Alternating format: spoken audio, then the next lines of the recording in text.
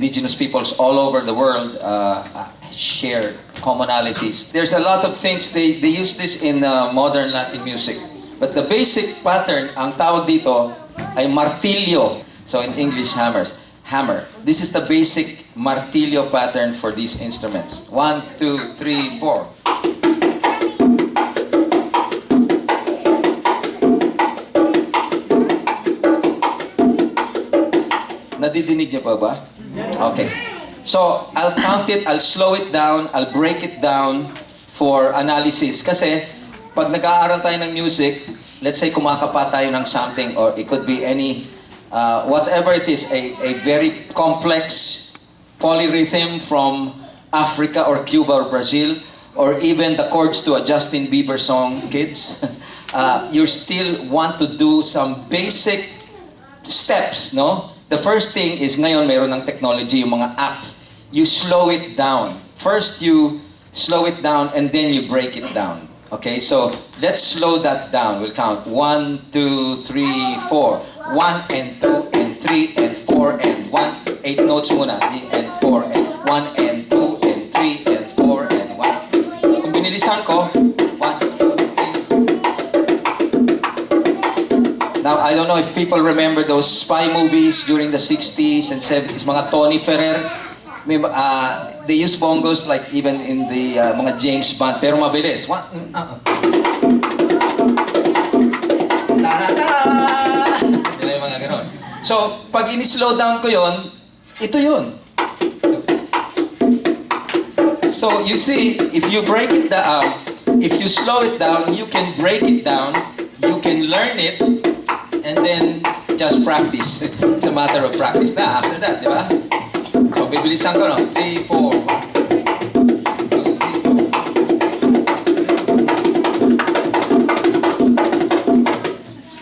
Okay, so one time I did a concert with Patty Austin. I think some people know who Patty Austin, yung singer, the R&B. And she had one song where I had to play this kind of pattern. Kasi percussionist din ako. So, when she had a concert in Manila, I was staying there. I got called to play percussion for Patty Austin. So, one of the songs I remember, meron ganitong requirement. So that I did the martilyo. Okay, so kaya siguro martilyo tinawag kasi ang tunog eh. Now we saw the basic rhythm, ano? Paano naman yung technique, yung sound? Basically you're hearing 3 different sounds. You're hearing this. I mean 4. You're hearing this, this, and this. So this is called an open tone. Kasi bukas siya. It resonates. So open ang tawag dito, open. Ito, muffled. Ito open din. This by the way, there are names for these drums. Yung mga, all the instruments, there are names. This is called hembra. Okay? This is called macho. Hembra means female, macho, obviously guys, macho male. Sana wag magagalit mga babae. Bakit tinawag na macho ito? Mas maliit. Ay yung babae, mas malaki. Kasi sabi nila sa Cuba, mas maraming ginagawa ito. So ngayon, nagagalit yung mga babae, yung mga feminists. Kasi, no, this should be, kasi marami kaming ginagawa kaysa sa lalaki, sabi ng mga babae sa Cuba. But anyway, it's just the males started to name it. So, I guess they got the jump on the gun there. So, anyway, this is hembra, this is macho. So, this is also this is open tone on the macho. See? I'm not going like this or like this or like this. Basta open lang siya. This is the open tone on the hembra. So, open macho, open hembra. Okay. By the way, ang bongos, usually fingers ang gumagana. It's played with fingers, not. I mean, you see them play sometimes yung buong hand, pero usually it's fingers. No? Okay, now this is called the slap. Ito yung pinakamahirap na makuha na sound.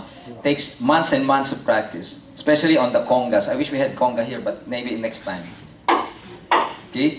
So, kailangan siya is very...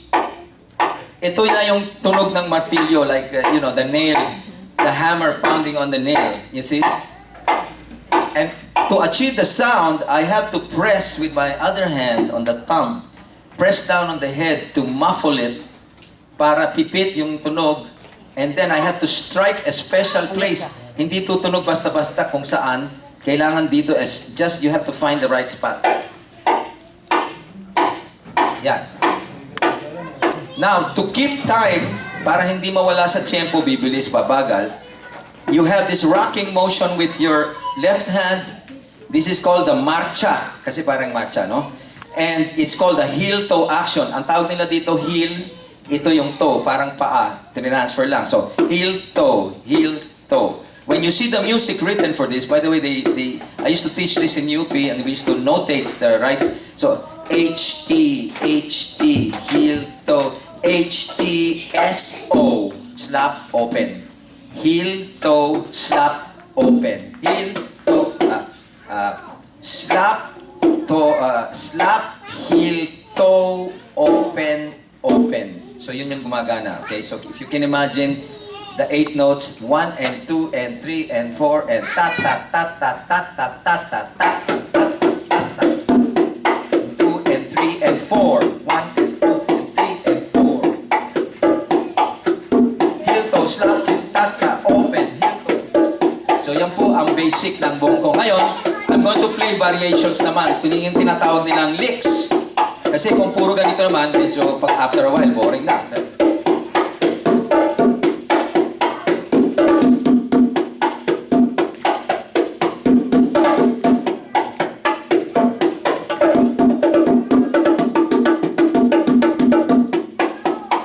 So, kahit ano yung lick mo, kanya humaba yung lick na over the bar line, kahit kailangan babalik sa basic. Hindi yung puro lick ng lick kasi mawawala na, tapos wala na sa context. So, yun yung hindi pwede sa, if you're playing this, traditional kind of music sa Cuba. Kailangan improvise, and by the way, they improvise, they look at the dancers. Yung mga nag-i-improvise na instruments, they usually follow that. Maybe it's the same with Cordillera music. They look at the steps, yung mga paa ng dancer, kung ano yung mga ija-ija ganyan, sinasabayan sa drum, no? Let's say, maybe Bajao can dance in the middle and I follow him. Sama ng tingin sa akin. 1, 2, 3, 4. Back to basic. Lick. Basic. Lick.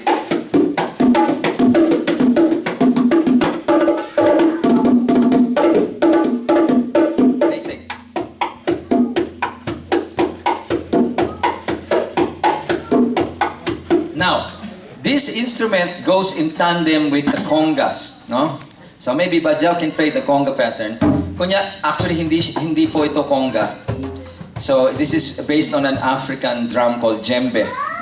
But let's just pretend it's a conga. So the pattern of the conga will be, again, it's similar. Ngayon sa conga naman, yung buong hand ang ginagamit. The entire hand instead of the fingers. So heel toe. So here's the basic pattern for conga that accompanies this one. So, baka 1 and 2 and 3 and 4 and. So heel toe, slap toe, heel toe, slap toe, heel toe, open. Heel toe, slap toe, heel toe, open. Heel toe, slap toe. Kung bilisan natin, 1, 2, 3, 4. 1 and 2 and 3 and 4.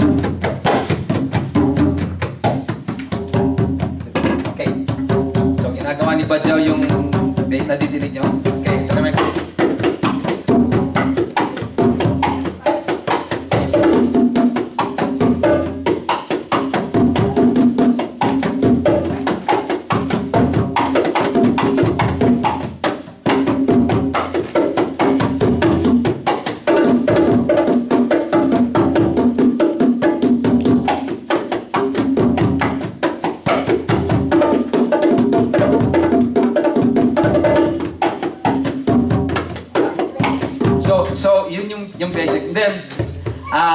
interactive din po ito.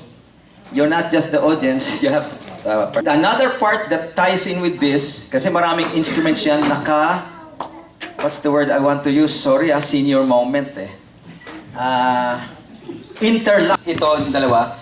Now, I can ask you to clap your hands and play a pattern. It's called clave. This is what they call the timeline. Now, we'll just use our hands. So, 1, 2, 3, 4. Pa, pa, pa, pa, pa. 1, 2, 3. Rest. 1, 2. 1, 2. Bilisan natin.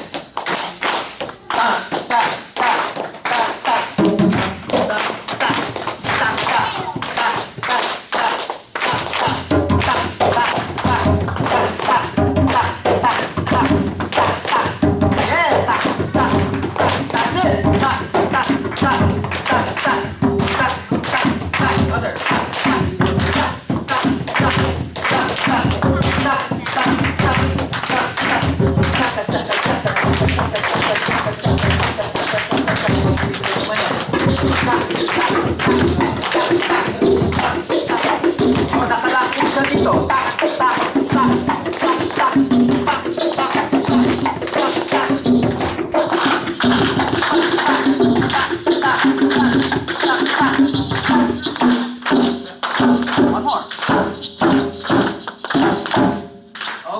Yourselves a hand, ladies and gentlemen. That was really, really good.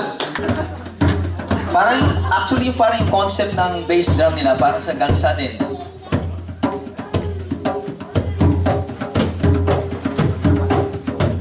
Sounds familiar, right? Thank you. Salamat.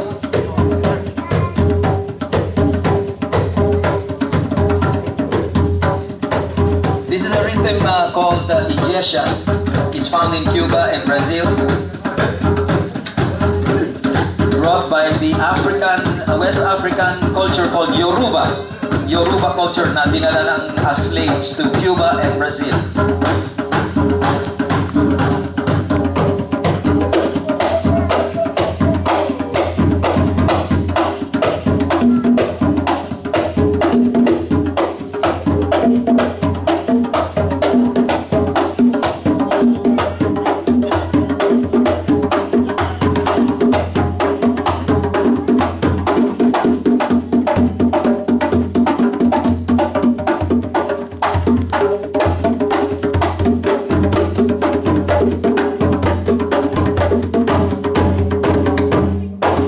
Studying African music, I found a very important concept nila, hindi linear.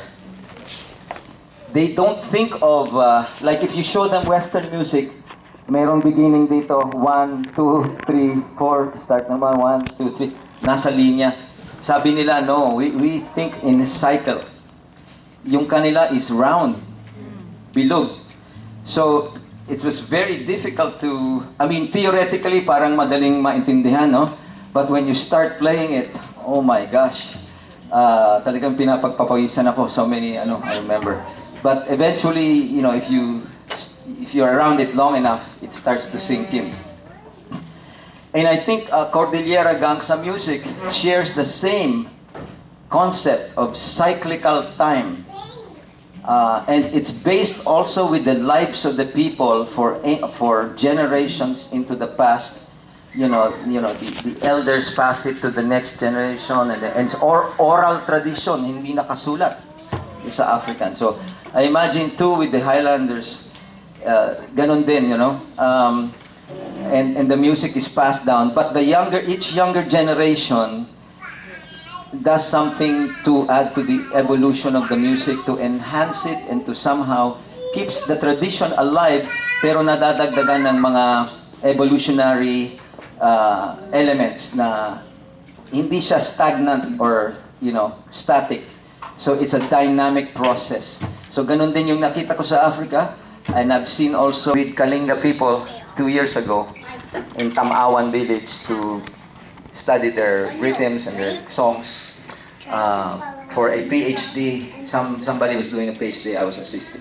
So anyway, napansin ko cyclical din yung yung approach, yung concept. It's so nice to incorporate this into our whatever music that we play na ma-enrich yung ating musical expression. So that concludes. Hopefully, I'll be back sometime in the future. We can do a whole day, Father. Yes. Whole afternoon. Kasi talaga bitin.